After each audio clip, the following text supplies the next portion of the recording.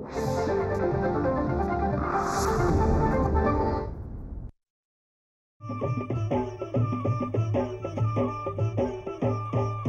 काळी आई धनधान्य देई, ही काळी आई धनधान्य देई, जोडते मनाची नाती आमची माती, आमची माणसं,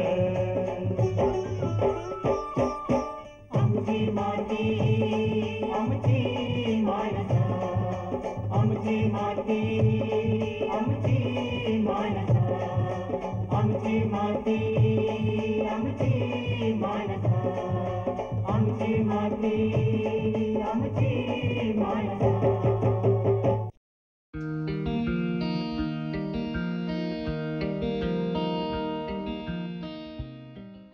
आपण पाहतोय हा निसर्गरम्य परिसर आहे. हुतात्मा बाबूगेनू जलाशय या ठिकाणी आपण आहोत.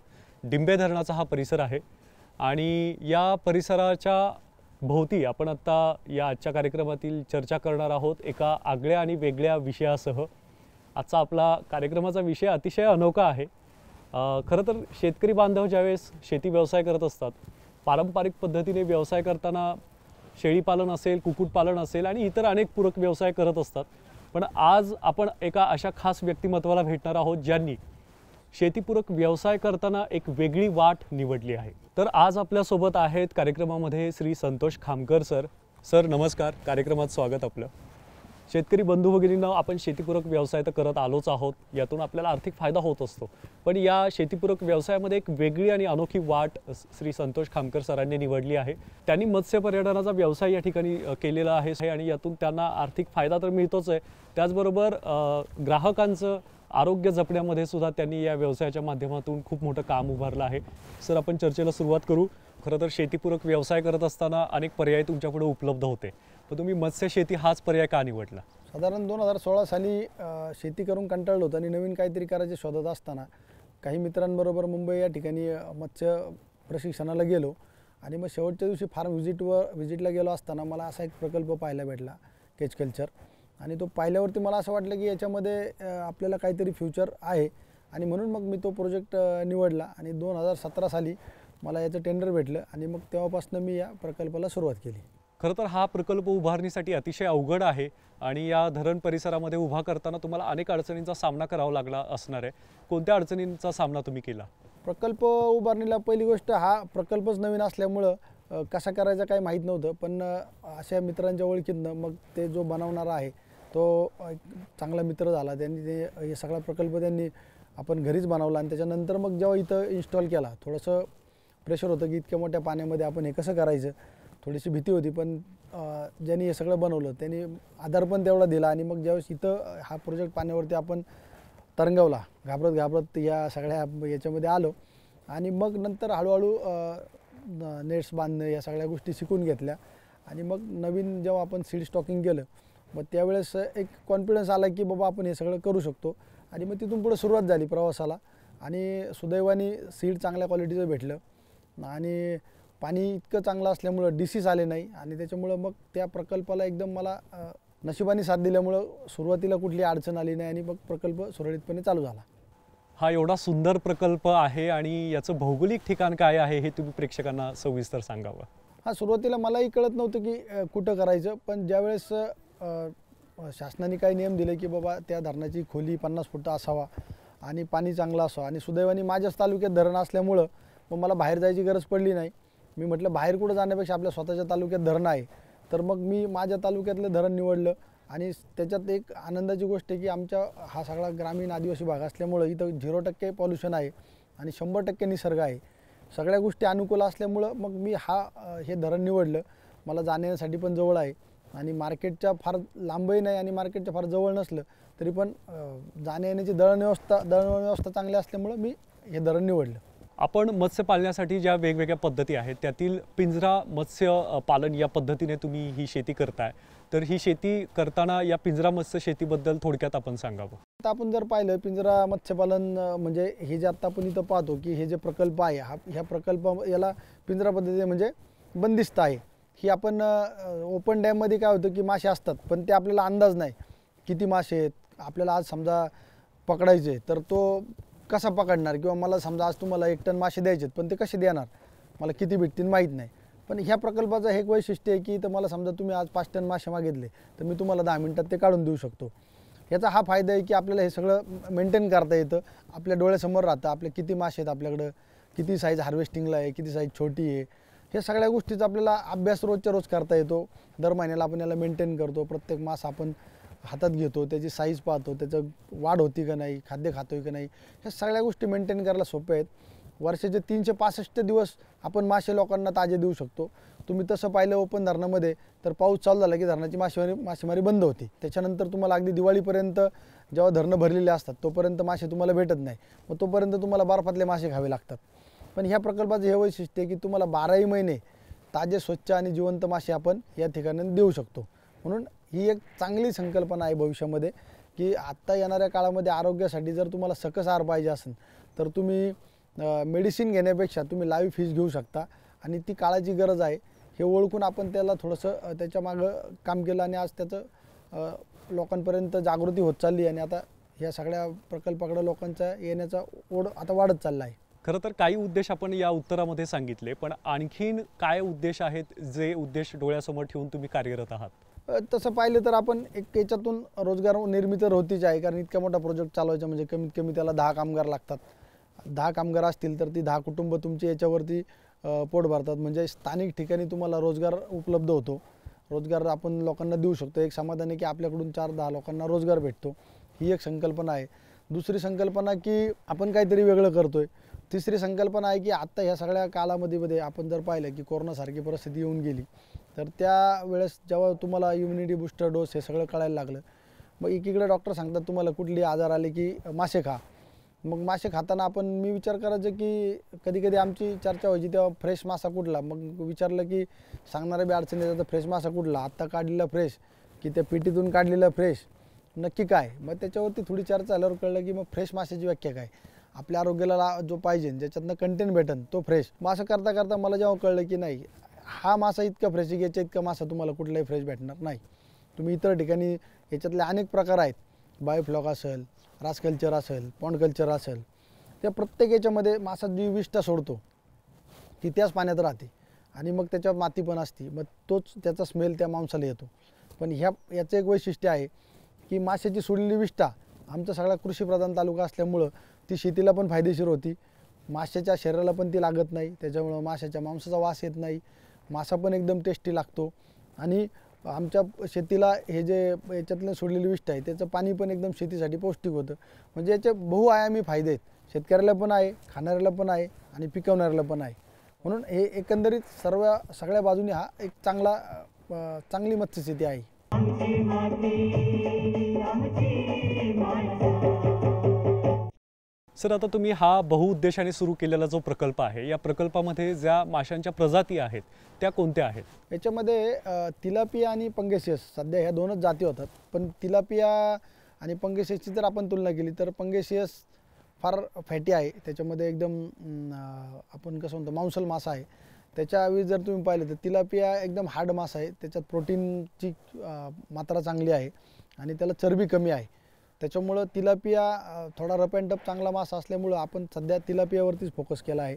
तिलापिया जर तुम्ही पाहिलं तर जगात आज सगळ्यात जास्त विकला जातो, सगळ्यात चांगलं प्रोटीन त्याच्यामध्ये आहे, ओमेगा 3 फॅटी ॲसिड सगळे कंटेंट जे आपल्याला लागतात ते कंटेंट सगळे त्या माशामध्ये आहे.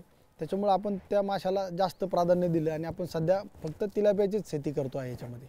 खामकरजी, खरं तर या माशाच्या वाढीच्या अवस्थेमध्ये तुम्ही त्याची जी काळजी घ्यायला पाहिजे ती कशा प्रकारे घेता? आपण 1 इंची साईजचं सीड याच्यामध्ये स्टॉक करतो. आता आपण त्याला 40% प्रोटीनचं फीड देतो आणि मग ते थोडंसं आपण डिमांड फीडिंग करतो की ज्यावेळेस याच्यामध्ये सीड सोडतो त्यावेळेस आपण इथं बसून राहतो, जोपर्यंत ते खात राहतील तोपर्यंत त्यांना खाद्य टाकतो. ते खायचे बंद झालं की आपण शांत बसतो, एक थोड्या वेळाने तासभर गेला की टाकून पाहतो, त्यांनी खाल्लं की परत टाकत राहतो. असं एक त्यांना सतत फिडिंग दिल्यामुळं त्यांचा ग्रोथ चांगला होतो आणि रोजच्या रोज सतत त्यांच्यामध्ये असल्यामुळं मग आपल्याला जसं तुम्ही कुठलेही प्रकल्प करताना जर तुमची अटॅचमेंट चांगली झाली तर त्या अटॅचमेंटमध्ये आपल्याला कळतं की समजा घरातला माणूस आजारी असेल पण तुमची घरात चांगली अटॅचमेंट असेल तर एखाद्या माणसाची तब्येत बरी नसेल तर आपल्याला लगेच कळतं हा माणूस बाबा आज सुकल्यासारखं वाटतं. तसंच माशांचं असतं, सतत तुम्ही तिथं असले की तुम्हाला कळतं हा मासा बाजूला आहे म्हणजे याला काहीतरी झालं आहे. मग आपण त्याला हातात घेऊन पाहू शकतो की बाबा याला काय डिसीज आहे किंवा काय आहे, आणि त्या हिशोबाने आपल्याला ट्रीटमेंट करता येते. तो आमचं सद्भाग्य आहे की आम्ही डिंबे धरण हे असं इतकं शुद्ध आहे की याला कुठलंही याच्यामध्ये केमिकल येत नाही, त्याच्यामुळे एकदम प्युअर अमृत आहे. त्याच्यामुळं मला याच्यामध्ये जो त्याला खर्च येतो डॉक्टर मेडिसिनचा, तर त्याची काही गरज नाही, मला हे आत्ताच्या अनुभवात जाणवलं. त्याच्यामुळे सीड सोडल्यानंतर त्यांना फक्त खाद्य आणि नॉर्मली काही समजा वाटलं तरच आपल्याला त्याला ट्रीटमेंट करावी लागते, पण मला तर माझ्या अनुभवात अजून आली नाही.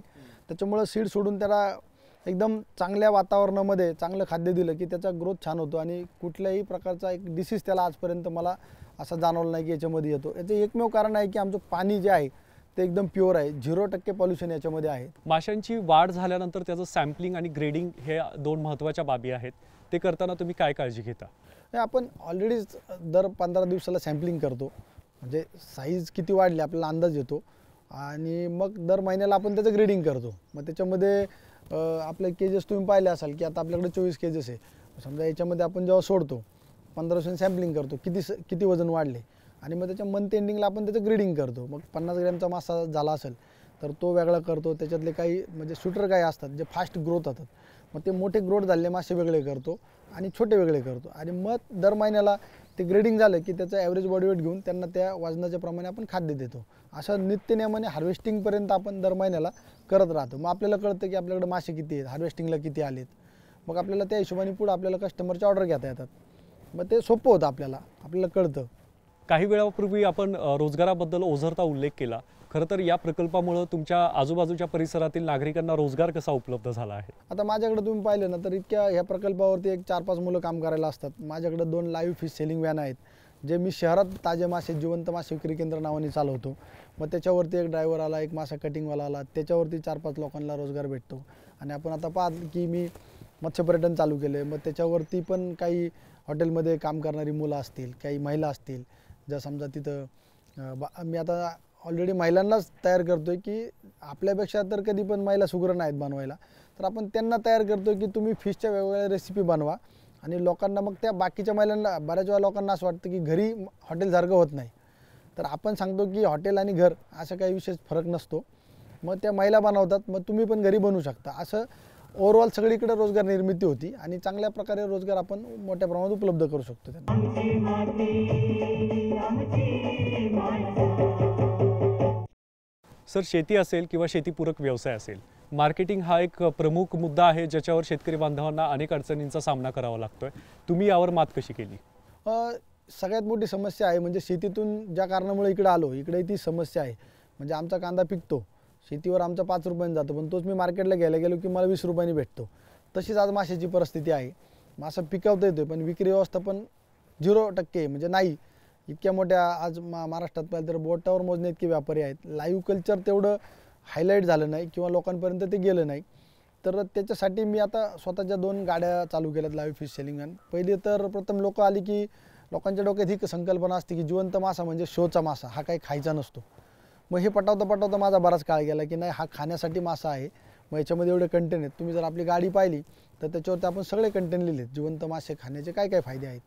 मग ते वाचल्यावरती लोकांना कळतं अरे हा खायचा मासा आहे. मग हळूहळू लोक त्याच्याकडे आता पहिल्यांदा पाहून गेली, मग नंतर त्यांनी घेतला, मग तो आवडला, मग त्याच्यातले अडचणी सांगितल्या, बाबा काटे आहेत मग ते आपण त्यातला लोकांची समस्या आली की त्याला ॲडव्हान्स केलं की मग काटे आहेत ना, ठीक आहे आपण त्यातलं बोनलेस बनवलं.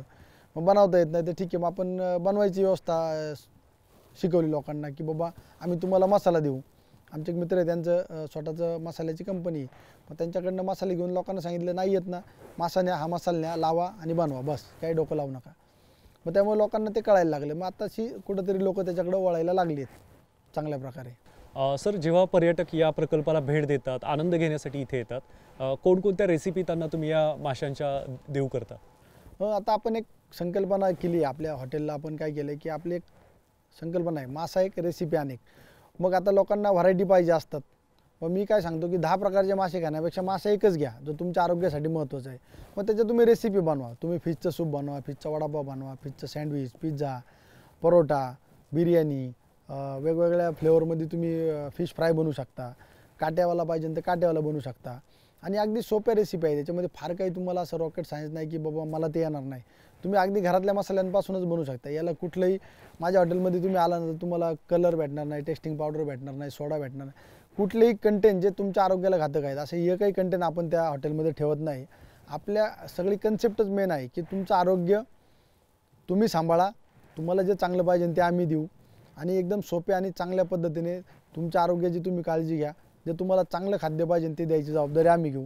अशा पद्धतीने आपण मासा एक रेसिपी अनेक आणि मग आपण फिश ॲक्वा टुरिझम या कन्सेप्टकडे आपण आता चाललेलो आहे. आता लोक त्याच्याकडे येतात चांगल्या प्रकारे. तर ते भविष्यात आता आपल्याला हे शहराकडे कसं जाता येईल यासाठी आपण आता थोडंसं नवीन संकल्पना शोधतोय. फ्रँचायझी मॉडेलमध्ये जिवंत मासे विक्री प्लस हॉटेल. खरं तर कार्यक्रमात अतिशय उपयुक्त माहिती सर आपण देत आहात.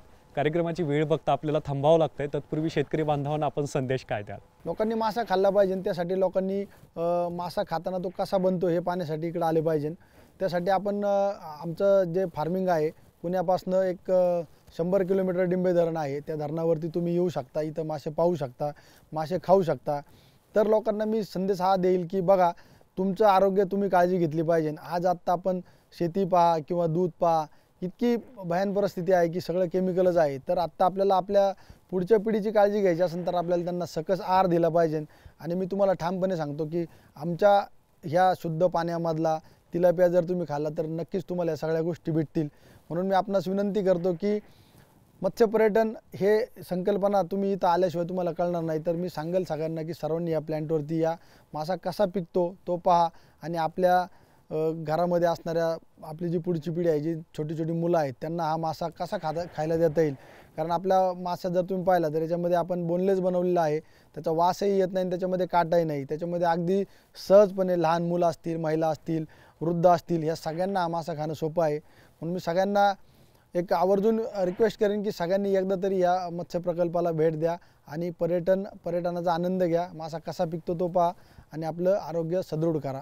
धन्यवाद. एकूणच आपल्या लक्षात आलं असेल मत्स्य शेतीमधून मत्स्य पर्यटन ही काळाची गरज बनली आहे. कारण या प्रकल्पाच्या माध्यमातून माशांची संख्या जी आहे ती जोपासली जाणार आहे आणि नागरिकांचं उत्तम आरोग्य राखण्यासाठी या अशा प्रकल्पांच्या माध्यमातून मदत होणार आहे. तुम्ही जरूर अशा प्रकल्पांना भेटी द्या आणि या पर्यटनाचा आनंद लुटा. खामकरजी, आजच्या या कार्यक्रमात मत्स्य पर्यटन या विषयाला अनुसरून आपण अतिशय योग्य आणि अचूक माहिती सह्याद्री वाहिनीच्या प्रेक्षकांना आणि शेतकरी बांधवांना दिली. त्याबद्दल मुंबई दूरदर्शनच्या वतीने आपले मनापासून आभार. धन्यवाद.